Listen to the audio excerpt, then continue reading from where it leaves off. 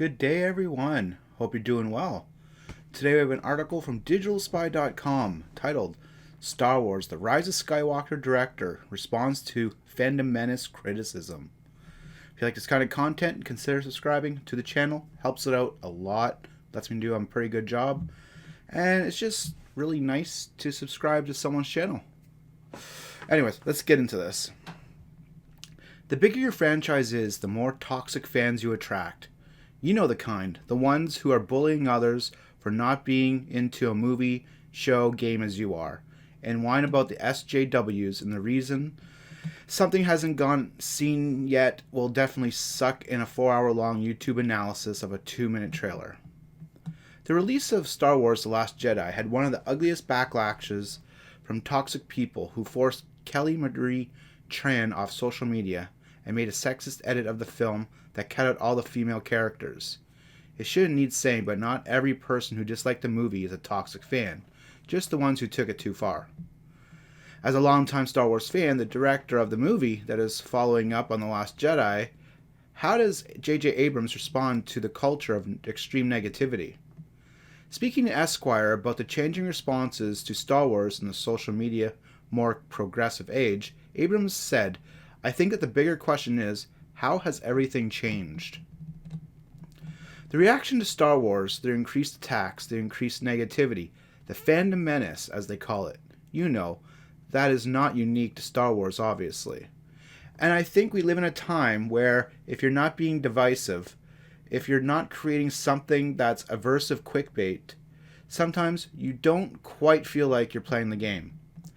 I always loved Star Wars because it's got a huge heart. Did I believe and agree with every single thing that happened in the movie, whether it was in the prequels or the original trilogy? No. But do I love Star Wars? Yes. He added, so for me, I hope, and I'm sure naively, we can return to a time where we give things a little bit more latitude. We don't have to agree on every single thing to love something. I don't know anyone who has a spouse or partner, or any family member or friend, who loves and agrees with every single thing that the person is and done. We have to return, I think, to nuance and acceptance. And so I feel like as a Star Wars fan, do I love every single thing about each movie? No. But do I love Star Wars? Hell yes, I do. Speaking more specifically about The Last Jedi, Abrams said he found it fun to see the surprising things Rian Johnson did with the franchise, while calling it amazing how it didn't derail things he wanted to pursue in The Rise of Skywalker. So, what do you guys think, and girls, about the Fandom Menace and about the negativity? I think the Fandom Menace is just